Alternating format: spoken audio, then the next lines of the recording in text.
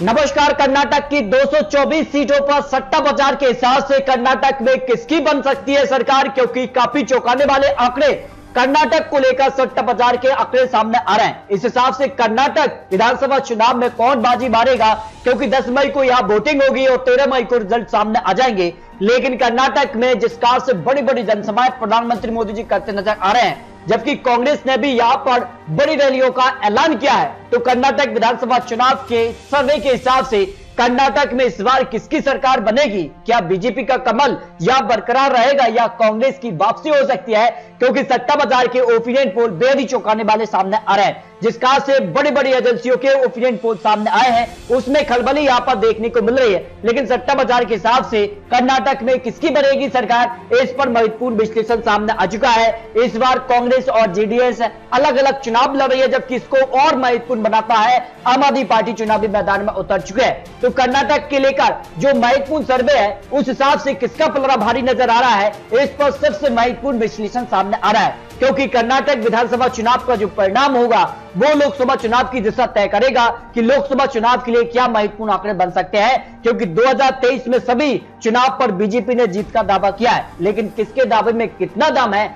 यह काफी महत्वपूर्ण हो जाता है। जिस कारण से 3 राज्यों के चुनावी परिणाम भी बीजेपी के पक्ष में रहे हैं। 2 राज्यों में वो गठबंधन के तौर पर हैं, जबकि त्रिपुरा में अपने दम पर सरकार में रह चुके हैं। कितना फायदा कांग्रेस को भारत जोड़ो यात्रा का होने जा रहा है, ये कर्नाटक विधानसभा चुनाव नतीजे काफी महत्वपूर्ण रहेंगे। 2018 में जब कांग्रेस को 80 सीटों पर जीत मिली थी, जेडीएस को 37 सीटें, बीजेपी ने सबसे ज्यादा 104 सीटों पर जीत हासिल की थी और यहां पर 1 सीट निर्दलीय के पक्ष में रही थी। लेकिन कर्नाटक में हर 5 साल में सत्ता बदल जाती है, जो पिछले 35 सालों का यहां रिकॉर्ड रहा है। इस हिसाब से कर्नाटक की 224 सीटों में से 113 सीटों पर किसे बहुमत का आंकड़ा मिलने जा रहा है, इस पर सबसे महत्वपूर्ण सर्वे के आंकड़े सामने आ चुके हैं। कोलार की 5 सीटों में बीजेपी को 2 सीट मिल सकती है, जेडीएस 0 सीट, कांग्रेस को यहां 3 सीट, अन्य के पक्ष में 0 सीट की संभावना कर्नाटक ओपिनियन पोल के हिसाब से लगाई जा रही है। तुमकुर की 10 सीटें महत्वपूर्ण हो जाती हैं और यहां हार जीत के लिए काफी महत्वपूर्ण माना जाता है, क्योंकि यहां पर बीजेपी को बढ़त मिल सकती है, करीब 0 से 6 सीट मिल सकती है,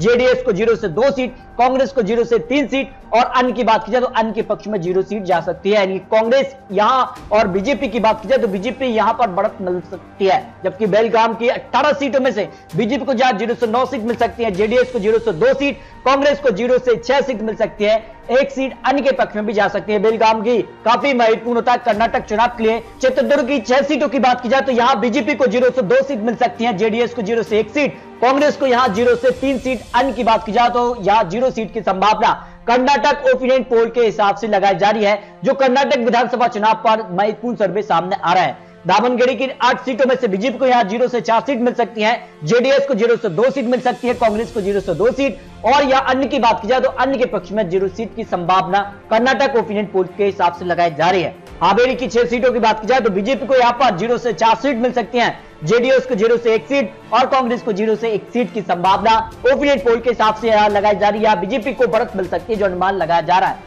जबकि अगर बात की जाए तो बंगालकोट की 7 सीटों में से या बीजेपी को 0 से 2 सीट, जेडीएस को 0 से 1 सीट और कांग्रेस को सबसे ज्यादा 0 से 3 सीट की संभावना दिखाई दे रही है। अन्य का भी यहां खाता खुल सकता है, जो ओपिनियन पोल यहां निकलकर सामने आ रहा है। बीबीएमपी मध्य की 8 सीटों में से बीजेपी को 0 से 2 सीट मिल सकती है, जेडीएस को 0 से 1 सीट मिल सकती है और कांग्रेस को यहां पर 0 से 4 सीट की संभावना लगाई जा रही है। अन्य को भी यहां पर 1 सीट की संभावना हो सकती है। रायपुर की 7 सीटों में से बीजेपी को 0 से 4 सीट मिल सकती है, जेडीएस को 0 से 1 सीट, कांग्रेस यहां 0 से 2 सीट और अन्य की बात की जाए तो अन्य के पक्ष में यहां 0 सीट की संभावना हो सकती है। अगर बात की जाए बंगलौर अर्बन की 7 सीटों में से 0 से 4 सीट की संभावना लगाई जा रही है, जेडीएस को 0 से 1 सीट, कांग्रेस को 0 से 2 सीट और अन्य का यहां खाता खुलता नजर नहीं आ रहा है, जो अनुमान यहां लगाया जा रहा है। जबकि बिदरी की 6 सीटों की बात की जाए तो बीजेपी को यहां पर 0 से 3 सीट की संभावना हो सकती है, जेडीएस को 0 से 1 सीट, कांग्रेस को 0 से 2 सीट और अन्य को यहां 0 सीट की संभावना यहां दिखाई दे रही है। उत्तर कन्नड़ की 6 सीटों की बात की जाए तो यहां बीजेपी को सबसे ज्यादा 0 से 4 सीट की संभावना हो सकती है, जेडीएस 0 सीट, जबकि कांग्रेस को यहां पर 2 सीटों पर जीत की संभावना ओपिनियन पोल के हिसाब से लगाई जा रही है। बीबीएमपी मध्य उत्तर की 8 सीटों की बात की जाए तो बीजेपी को यहां पर 0 से 2 सीट संभावना है, जेडीएस को 1 सीट, कांग्रेस यहां 0 से 3 सीट की संभावना हो सकती है और अन्य की बात की जाए तो अन्य के पक्ष में भी यहां 0 से 2 सीट की संभावना ओपिनियन पोल के हिसाब से लगाई जा रही है। चिकमंगलुरु की 5 सीटों में से बीजेपी को यहां पर सबसे ज्यादा 0 से 3 सीट की संभावना दिखाई दे रही है। जेडीएस को 0 से 1 सीट और कांग्रेस को भी यहां पर 0 से 1 सीट की संभावना यहां लगाई जा रही है। जबकि बेल्लारी की 9 सीटों की महत्वपूर्ण बात की जाए तो यहां पर काफी महत्वपूर्ण माना जाता है और यहां पर त्रिकोणीय मुकाबला देखने को मिल सकता है, जहां बीजेपी को 0 से 3 सीट, जेडीएस को 0 से 2 सीट, कांग्रेस को यहां पर सबसे ज्यादा 0 से 4 सीट की संभावना लगाई जा रही है। अन्य की बात की जाए तो अन्य के पक्ष में 0 सीट की संभावना हो सकती है। मंडवा की 7 सीटों में से बीजेपी को यहां पर 0 से 3 सीट की संभावना हो सकती है, जेडीएस को 1 सीट, कांग्रेस को यहां 0 से 3 सीट और अन्य की बात की जाए अन्य के पक्ष में यहां 0 सीट की संभावना लगाई जा रही है।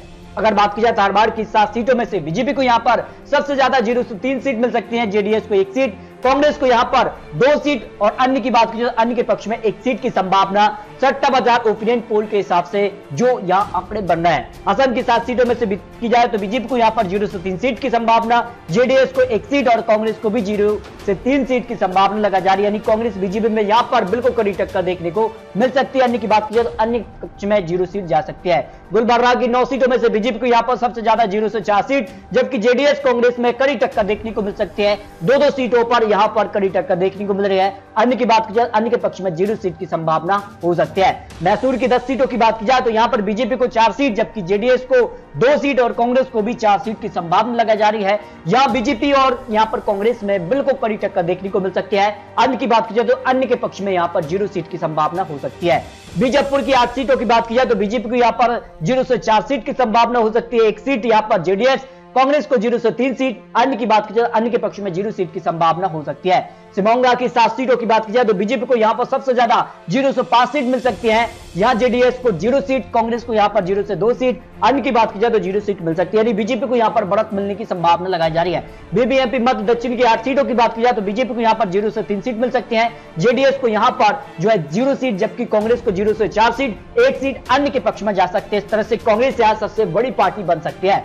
इस तरह से अगर बात की जाए तो कर्नाटक को लेकर जो सट्टा बाजार का ओपिनियन पोल सामने आ रहा है उस हिसाब से भारतीय जनता पार्टी 100 से 110 सीट मिल सकती है, कांग्रेस को 90 से 110 सीट मिल सकती है, जेडीएस को 30 और अन्य की बात की जाए अन्य के पक्ष में 0 से 2 सीट की संभावना हो सकती है। इस तरह से अगर बात की जाए तो कर्नाटक विधानसभा चुनाव पर सट्टा बाजार के हिसाब से कांग्रेस बीजेपी में कड़ी टक्कर देखने को मिल सकती है। 1-1 रुपए के भाव के हिसाब से यहां पर बीजेपी कांग्रेस में बिल्कुल कड़ी टक्कर यहां देखने को मिल सकती है। इस तरह से अगर बात की जाए तो यहां पर किसी को अपने दम पर बहुमत मिलता नजर नहीं आ रहा है। इसके अलावा भी अगर बात की जाए तो बड़ी एजेंसियों के सर्वे सामने आ रहे हैं, जिसमें एबीपी न्यूज, मटराइज है, लोकपोल है, पॉपुलर पोल्स के हिसाब से भी यहां काफी हलचल देखने को मिली है। जहां एबीपी सी वोटर के ओपिनियन पोल में कांग्रेस को पूर्ण बहुमत की सरकार मिलती नजर आ रही है, जबकि मटराइज के हिसाब से यहां पर बीजेपी सबसे बड़ी पार्टी बन सकती है। 88 से 98 सीट कांग्रेस के लिए, 96 से 106 सीट बीजेपी के पक्ष में जा सकते हैं। लोकपोल और पॉपुलर पोल्स के हिसाब से भी काफी हलचल देखने को मिल रही है। अगर एवरेज आंकड़े की बात की जाए कर्नाटक को लेकर तो यहां पर कांग्रेस 100 से 108 सीट, 81 से 90 तक सीट जो है वो बीजेपी के पक्ष में जा सकती है, जेडीएस को 27 से 35 सीट, अन्य की बात की जाए तो 1 से 3 सीट मिल सकते हैं। इस तरह से अगर बात की जाए तो कर्नाटक विधानसभा चुनाव पर जो ओपिनियन पोल सामने आ रहा है उस हिसाब से कांग्रेस बीजेपी में कड़ी टक्कर देखने को मिल सकती है। किंग मेकर की भूमिका में जेडीएस आ सकती है, वो किसके साथ जाती है, क्योंकि जो खबर है उस हिसाब से कांग्रेस, बीजेपी और जेडीएस तीनों ही पार्टियां अलग अलग चुनाव लड़ रही हैं। इस हिसाब से कर्नाटक विधानसभा चुनाव सबसे महत्वपूर्ण माना जा रहा है। तो दोस्तों आपको बता दें ये चुनावी आंकड़े, चुनावी अनुमान है।